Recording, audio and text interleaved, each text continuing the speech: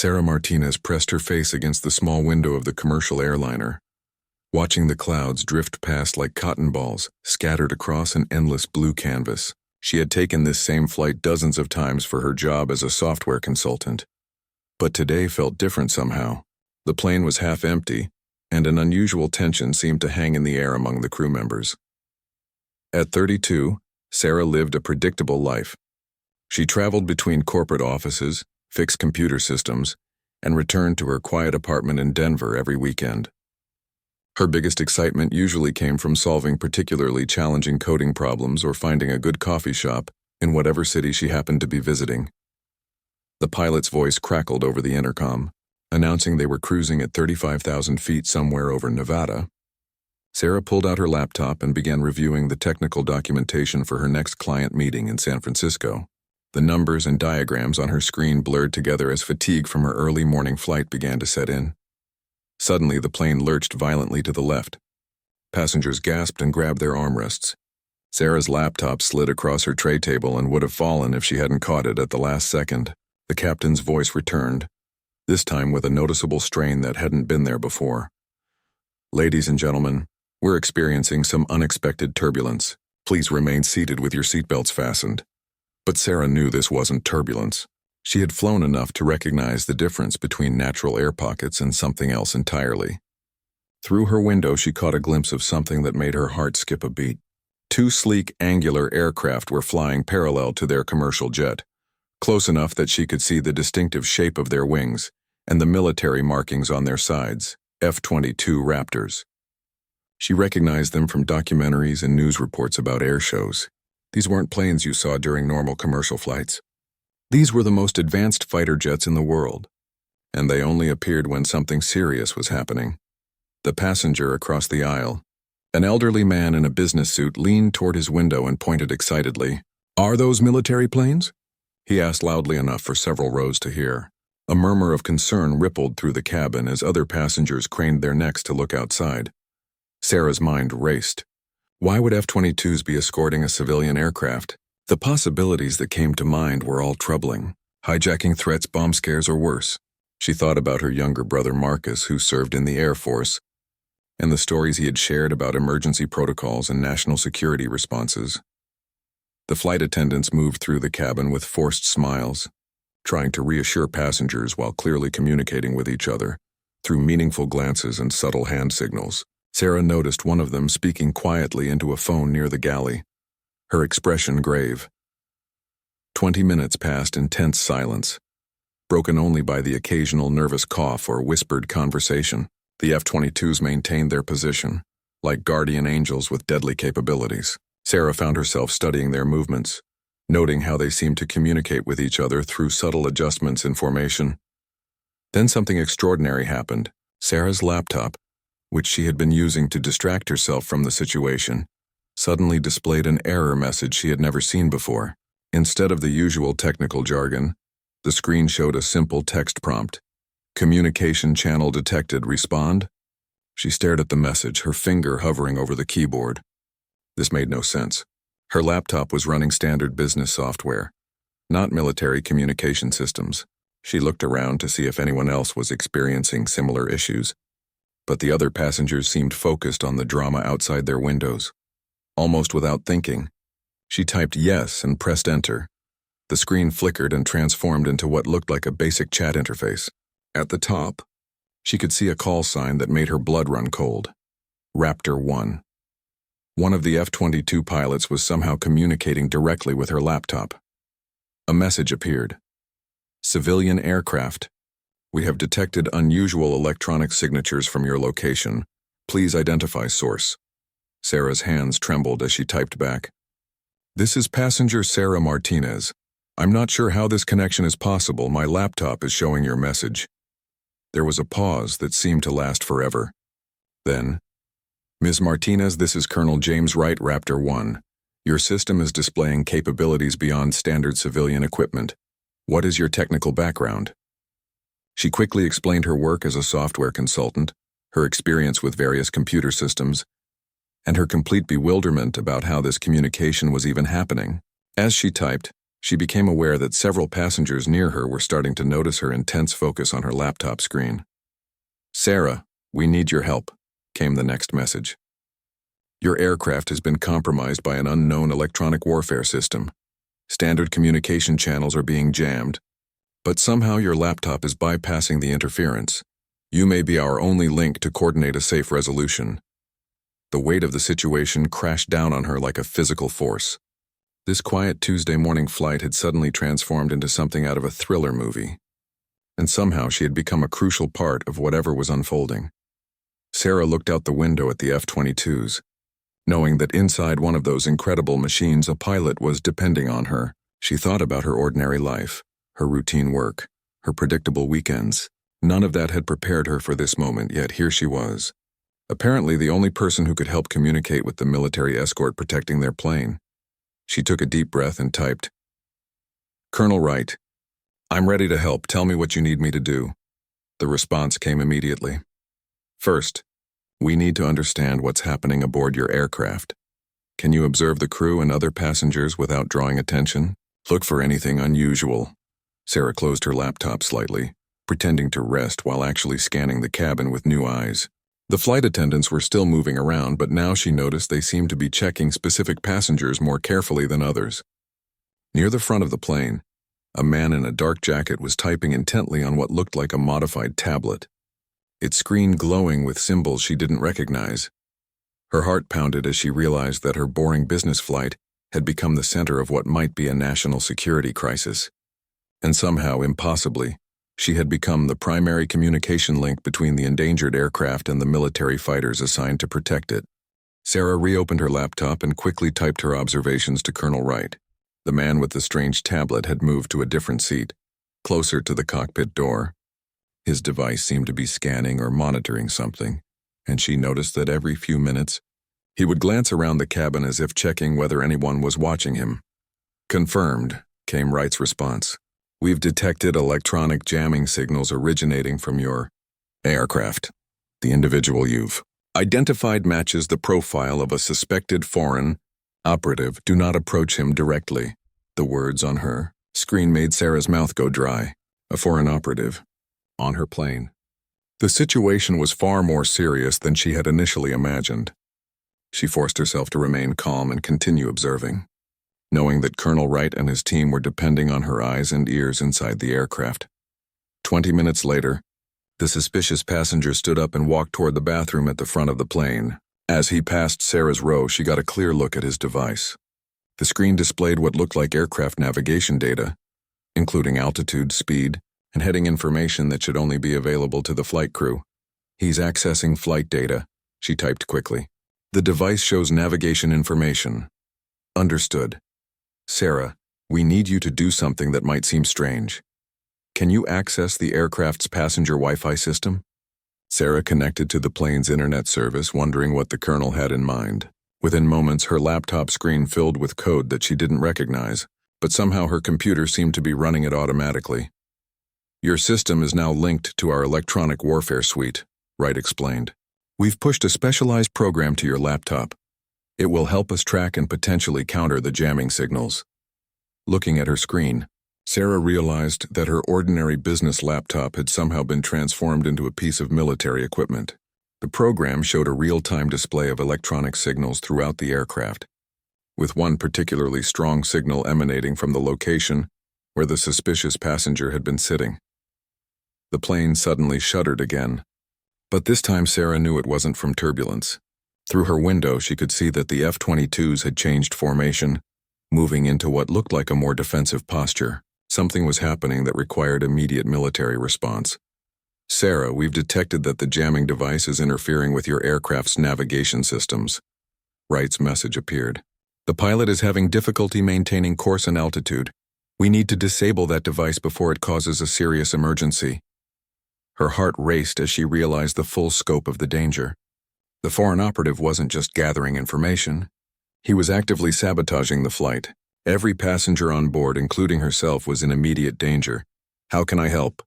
she typed, surprised by her own determination. "The program on your laptop can generate a counter signal, but it needs to be transmitted from close to the jamming device. You'll need to get within about 10 feet of the suspect. Sarah looked toward the front of the plane, where the man had returned to his seat. The distance seemed enormous, and the idea of approaching a potentially dangerous foreign agent terrified her. But as she glanced around at the other passengers, many of whom were now clearly frightened by the plane's erratic behavior, she knew she had to act. She stood up as casually as possible and walked toward the front lavatory carrying her laptop. As she passed the suspect's row, she pretended to stumble slightly, catching herself on the armrest of an empty seat just a few feet from his location. "Now," she typed quickly, hoping Wright could see her position. Activating counter signal in 3, 2, 1. Her laptop screen flashed bright blue for a moment, and she felt a strange tingling sensation through the keyboard. At the same moment, the suspicious passenger's device suddenly went dark. He looked down at it with obvious frustration, pressing buttons and shaking it slightly. The effect on the aircraft was immediate. The plane's erratic movement smoothed out, and Sarah could feel the return to normal flight patterns. Through her window, she saw the F-22s adjust their formation again, moving back to their escort positions. But her relief was short-lived. The foreign agent had noticed his device's failure and was now looking around the cabin with obvious suspicion. His eyes met Sarah's for a brief moment, and she saw recognition there. Somehow he had figured out that she was involved in whatever had just happened to his equipment. She quickly made her way back to her seat, her heart pounding so hard she was sure other passengers could hear it. As soon as she sat down, she opened her laptop and typed, "He knows. The suspect is aware that something interfered with his device." "Get ready to move," Wright responded immediately. "We've contacted the flight crew through emergency channels. They're going to initiate a security protocol." Within minutes, 2 flight attendants approached the suspect's seat. They spoke quietly with him, their body language polite but firm. Sarah watched as they guided him toward the back of the plane, explaining that they needed to move him to a different seat due to weight distribution requirements. The man complied, but Sarah could see the tension in his movements. He knew something was wrong, and she worried about what he might do if he became desperate. As the attendants escorted him past her row, the operative glanced at Sarah again. This time his look was unmistakably threatening. He had definitely identified her as the source of his problems. "Sarah," Wright's message appeared on her screen. "The suspect is now isolated in the rear of the aircraft where he can't access any critical systems, but we've detected that he's carrying what appears to be a backup device. We're not sure of its capabilities." The plane was now flying smoothly toward San Francisco, but Sarah knew the crisis was far from over. She had gone from being an ordinary passenger to becoming a key player in what was clearly an international incident. The F-22 Raptors outside her window were proof that this situation had the attention of the highest levels of national security. She looked at her laptop screen, where Colonel Wright's next message was already waiting. "We're going to need your help to ensure a safe landing. Are you prepared to continue?" Sarah thought about her quiet life in Denver, her predictable work routine, and her comfortable anonymity. All of that seemed like it belonged to a different person now. She typed back, "Yes, Colonel, I'm ready."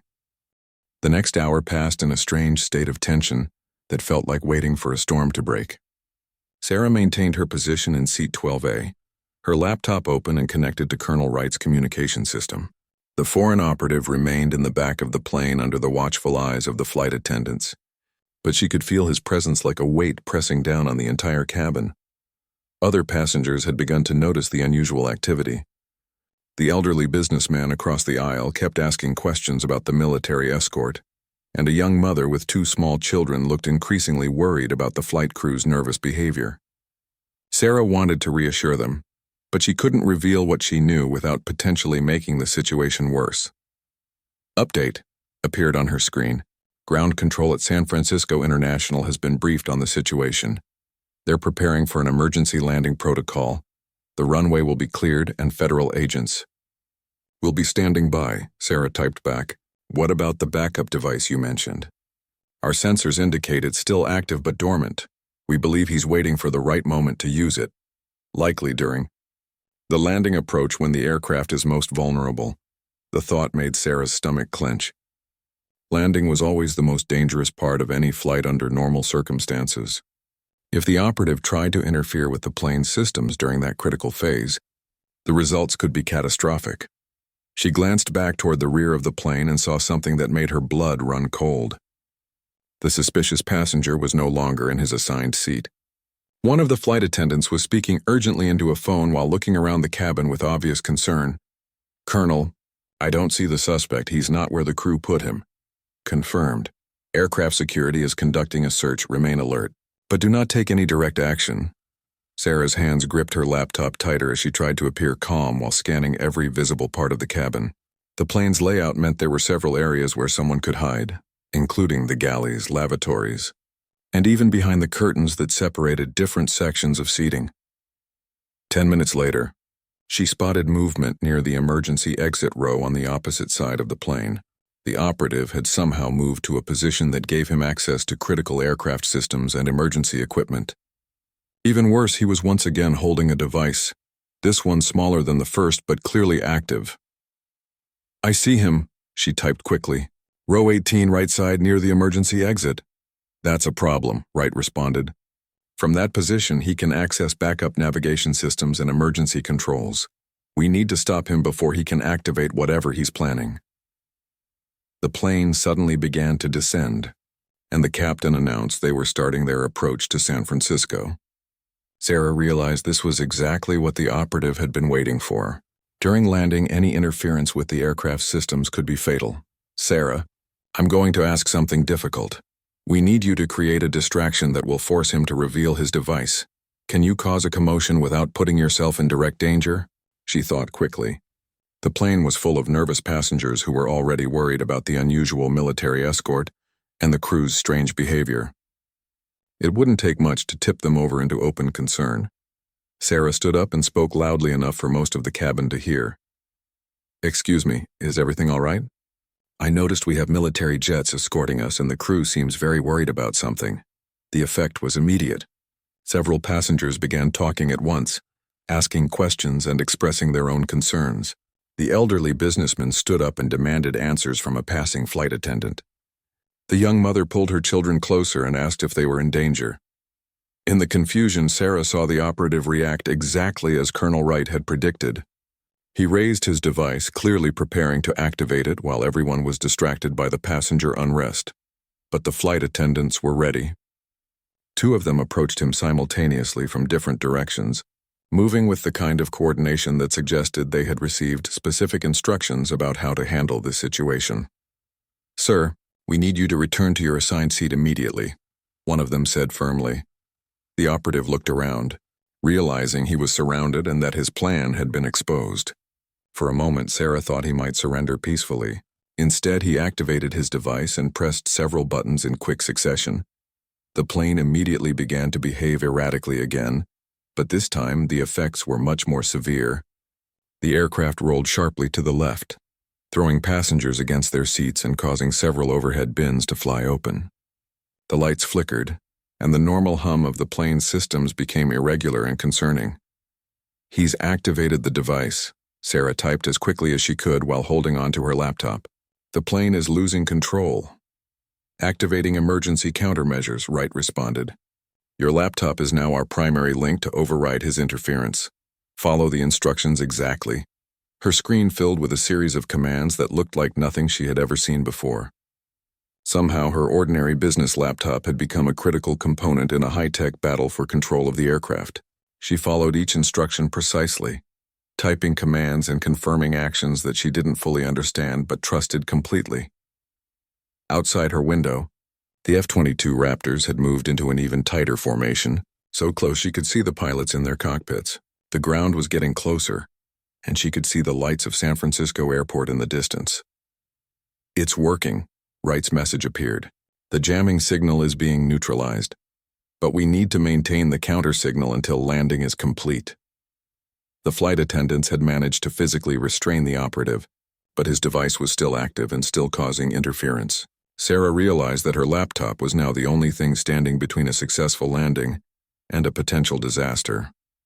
As the plane lined up with the runway, she could see emergency vehicles positioned along the sides of the landing strip. Fire trucks, ambulances, and what looked like federal law enforcement vehicles were all standing by, their lights flashing in the growing dusk. Final approach, Wright messaged. Maintain signal for 60 more seconds.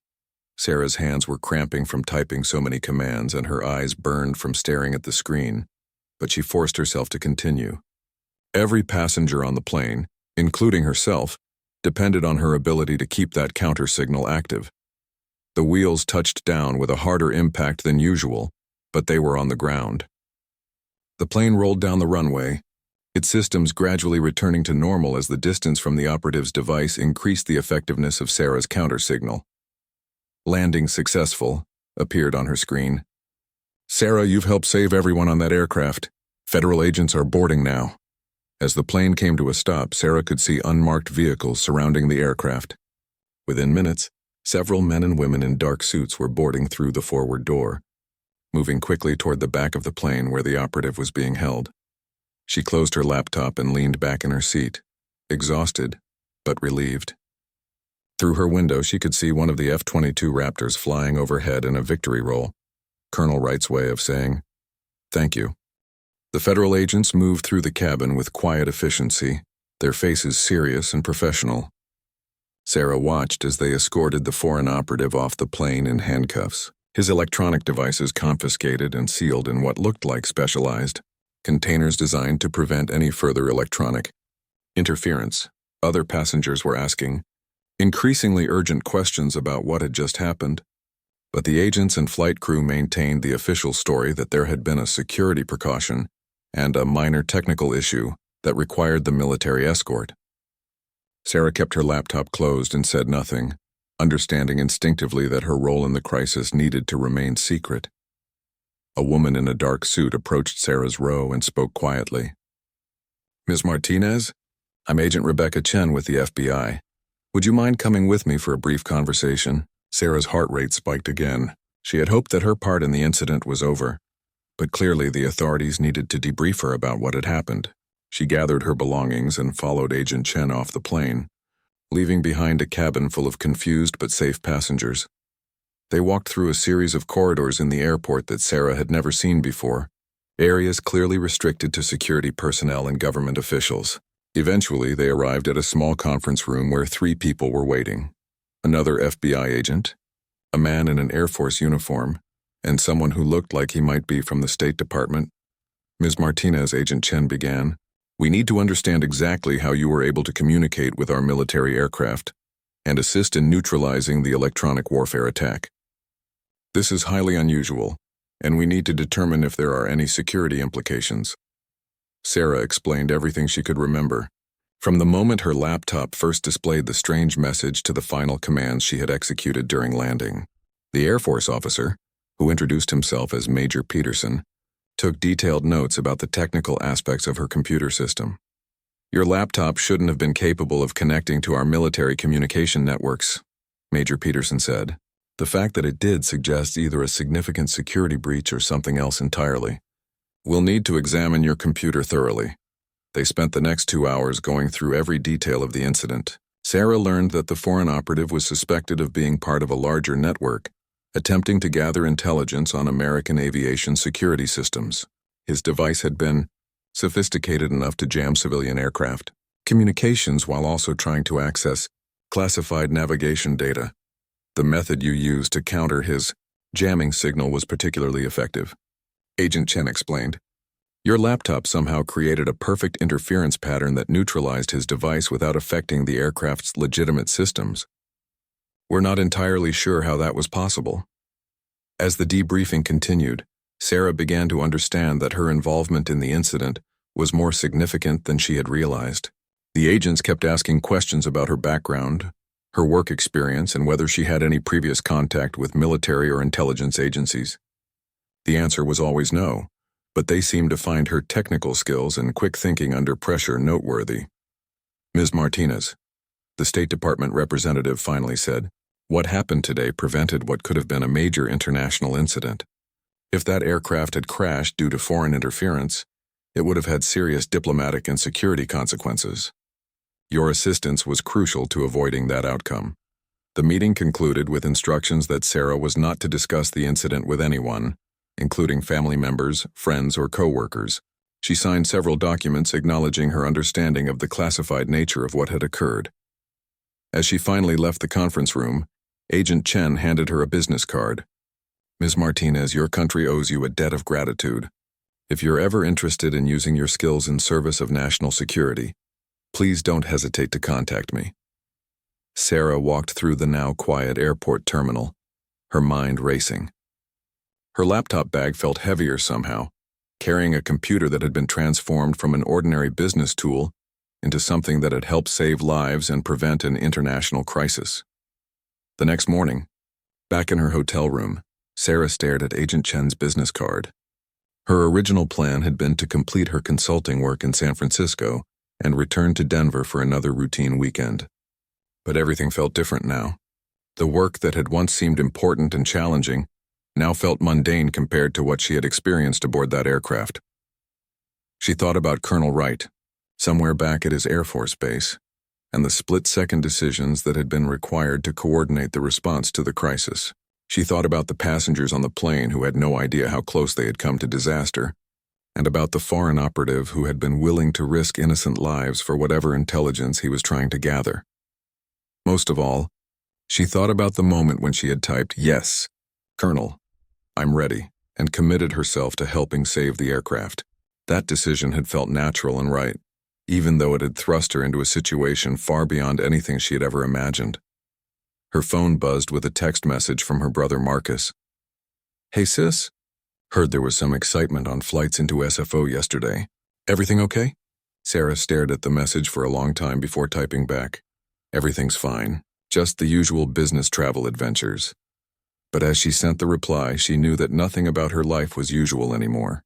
She had seen capabilities in herself that she never knew existed, and she had been given a glimpse into a world where technology and national security intersected in ways that most people never imagined. The business card lay on the hotel room desk. Agent Chen's contact information, a gateway to a completely different future than the one Sarah had been planning just 24 hours earlier. She picked up her laptop and opened it, looking at the screen that had been her lifeline to Colonel Wright and the F-22 Raptors. The ordinary business software was back, with no trace of the military communication systems that had briefly transformed her computer into a piece of defense equipment. But Sarah remembered every command she had typed, every message she had exchanged with the colonel, and every moment when she had been the crucial link between a threatened aircraft and its military protectors. She closed the laptop and walked to the window, looking out at the San Francisco skyline. Somewhere in that vast network of government buildings and military installations, people were analyzing what had happened and planning responses to future threats. For the first time in her adult life, Sarah found herself wondering what it would be like to be part of that world permanently. Agent Chen's business card seemed to glow on the desk behind her, an invitation to discover just how much more she was capable of achieving. 3 weeks later, Sarah sat in her cubicle in Denver, staring at lines of code that seemed to blur together on her monitor.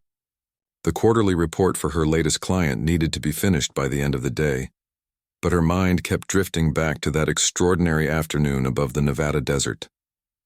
The memory of Colonel Wright's messages appearing on her laptop screen felt almost like a dream now, except for the business card that she kept in her wallet as proof that it had really happened.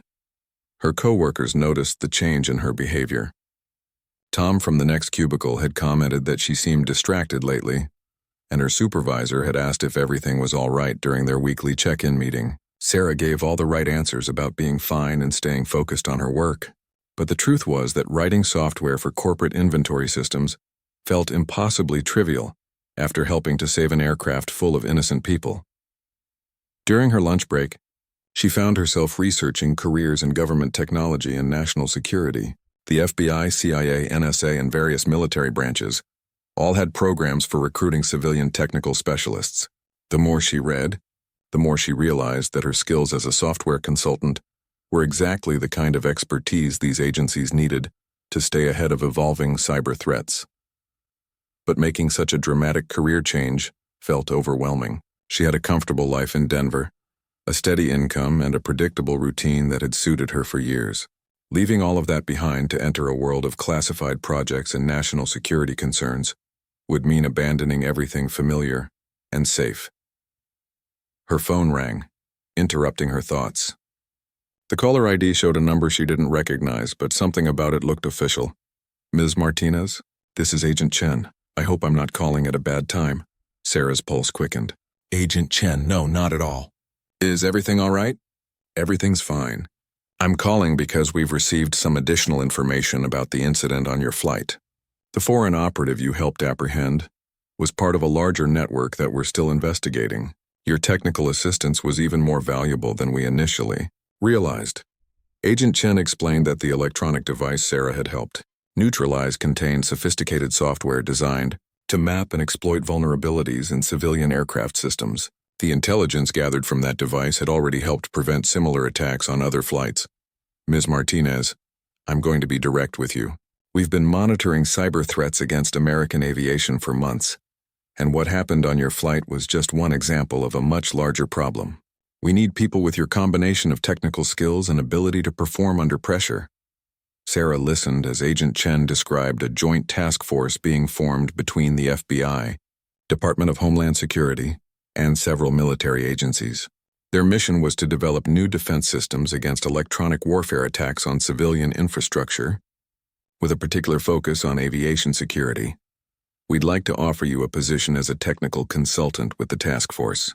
It would mean relocating to the Washington, D.C. area and obtaining a security clearance. But the work would be exactly the kind of high-level problem-solving that you demonstrated on that aircraft. The offer was both thrilling and terrifying. Sarah asked about the details, the timeline, and what kind of training would be involved. Agent Chen answered all her questions professionally, but Sarah could hear the underlying urgency in her voice. I understand this is a big decision, Agent Chen concluded. Take some time to think about it, but I should mention that Colonel Wright specifically requested that we reach out to you. He was impressed by your performance during the crisis, and he believes you have the potential to make significant contributions to national security. After ending the call, Sarah sat in her car in the parking lot outside her office building, staring at the mountains in the distance. The idea that Colonel Wright had specifically recommended her felt surreal. She remembered his calm, professional messages during those tense moments over Nevada, and the thought that he considered her capable of more challenging work was both flattering and intimidating. That evening, she called her brother Marcus and carefully navigated a conversation about military careers without revealing anything classified about her recent experience. He was enthusiastic about the possibility of her working in national security, pointing out that her technical skills were exactly what the country needed to stay ahead of emerging threats. You've always been the smartest person I know when it comes to computers, Marcus said, and you're wasted doing routine corporate work. If you have a chance to do something that really matters, something that could help protect people, I think you should take it. Over the weekend, Sarah drove up to the mountains outside Denver, hiking on trails she had walked dozens of times before. The familiar landscape felt different now, as if she were seeing it through the eyes of someone who was about to leave it behind. She thought about all the weekends she had spent here, content with her quiet life and predictable routines. But she also thought about the moment when the F-22 Raptors had first appeared outside her airplane window, and the extraordinary feeling of being called upon to help in a genuine crisis. The memory of typing those commands on her laptop, knowing that lives depended on her accuracy and speed, had awakened something in her that she couldn't ignore.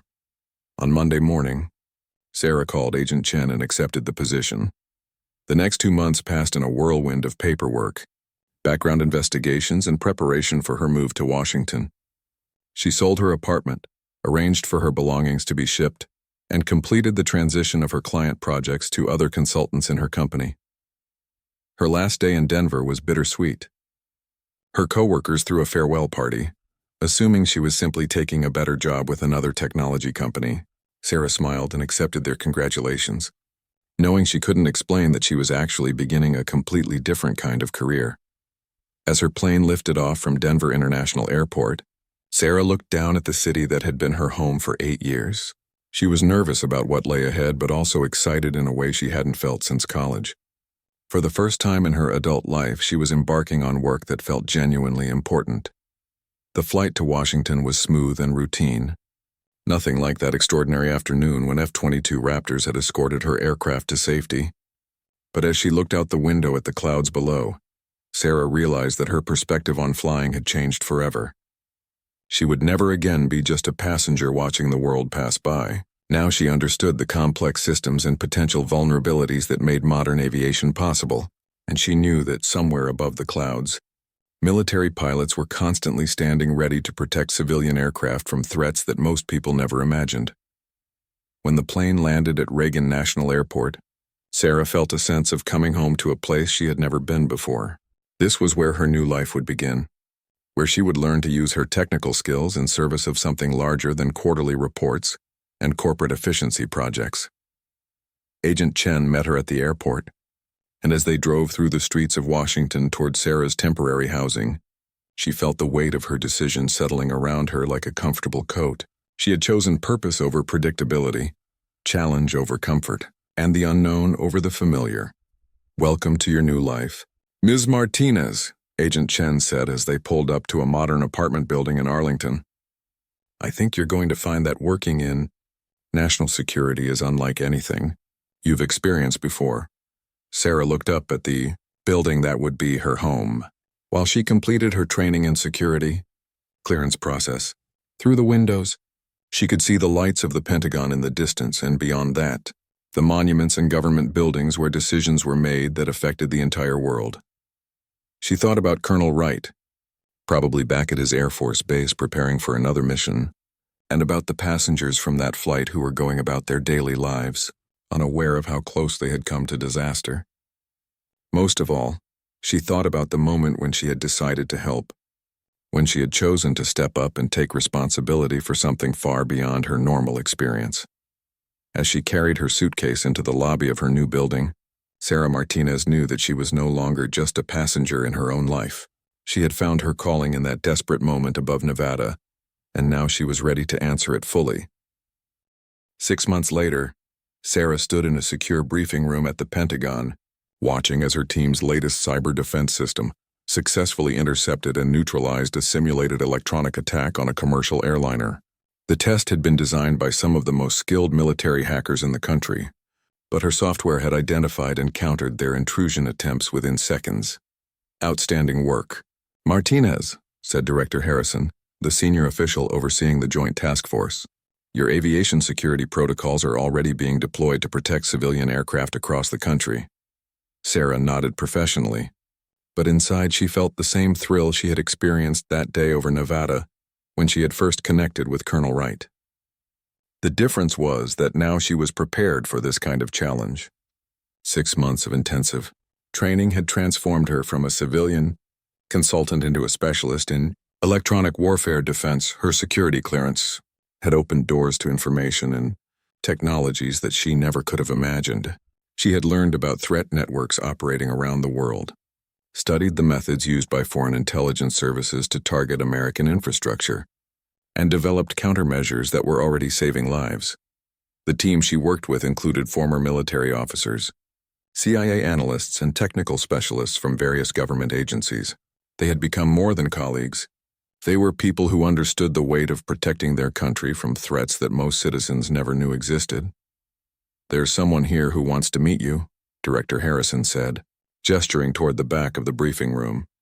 Sarah turned to see a familiar figure in an Air Force uniform walking toward her. Colonel Wright looked exactly as she had imagined him during those tense communications over Nevada, tall and confident with the bearing of someone accustomed to life and death decisions. "Ms. Martinez," he said, extending his hand. "It's an honor to finally meet you in person. I've been following your work with the task force, and I have to say, your contributions have exceeded even my highest expectations." They talked for several minutes about her transition from civilian consulting to national security work. Colonel Wright explained that the electronic warfare capabilities she had helped counter that day had since been identified in several other incidents around the world, and her defensive innovations were being shared with allied nations. "I want you to know," he said, "that what you did on that aircraft over Nevada wasn't just about saving one flight. The intelligence we gathered from that operation has helped us understand and prevent a much larger threat to aviation security." As their conversation continued, Sarah learned that the foreign operative they had apprehended was part of a network that had been planning coordinated attacks on multiple civilian aircraft. Her quick thinking and technical skills had not only saved the passengers on her flight, but had also disrupted an international terrorism operation. "Colonel, can I ask you something?" Sarah said. "How did my laptop connect to your communication systems that day?" "I've never understood how that was possible," Wright smiled. "Your computer didn't connect to our systems, Martinez. We connected to yours. My weapons systems officer detected an unusual electronic signature from your aircraft and realized that someone aboard had military-grade technical skills. When we saw how you were already trying to analyze the jamming signals, we decided to establish contact." The explanation made sense, but it also made Sarah realize how much she still had to learn about the advanced technologies being used to protect the country. Over the following weeks, Sarah's work with the task force continued to evolve. She found herself briefing senior military officials on cyber threats, developing new defensive protocols, and collaborating with intelligence agencies on operations that spanned multiple continents. The job was demanding and sometimes stressful, but it was also the most fulfilling work she had ever done. Every successful defense system she created, every threat she helped neutralize, every vulnerability she identified and fixed, meant that innocent people could travel safely without ever knowing how they had been protected. One evening, as she worked late in her secure office, Sarah received an encrypted message on her computer. The sender was identified only as Raptor 1. "Martinez thought you'd like to know that we had another situation today involving electronic interference with a civilian aircraft. Your defensive protocols worked perfectly. The threat was neutralized before it could cause any problems. Well done. Right." Sarah leaned back in her chair and smiled. She thought about the person she had been 6 months earlier, sitting in that airplane seat over Nevada, completely unaware that her life was about to change forever. That ordinary software consultant who had just wanted to complete a routine business trip seemed like a different person now. Her phone buzzed with a text from her brother Marcus. "Saw on the news that air travel security has improved significantly this year. Any chance that has something to do with your new job?" Sarah typed back, "Can't discuss work details, but let's just say I'm keeping busy." She looked around her office. With its secure computers, classified documents, and direct communication links to military commands around the world. On her desk was a framed photo from her last hiking trip in the Colorado mountains, a reminder of the peaceful life she had left behind. But she had no regrets. She had discovered a version of herself that she never knew existed. Someone capable of making split-second decisions under extreme pressure and contributing to something far more important than corporate profit margins. As she prepared to leave the office, Sarah's computer chimed with another message. This one was from Agent Chen. "New threat detected over the Pacific. Task force activation in 30 minutes. Your expertise needed immediately." Sarah gathered her materials and headed for the door, her pulse quickening with the familiar mix of excitement and determination that had become the rhythm of her new life. She was no longer just a passenger watching the world from an airplane window. She had become one of the people responsible for keeping that world safe, and she couldn't imagine wanting to be anywhere else.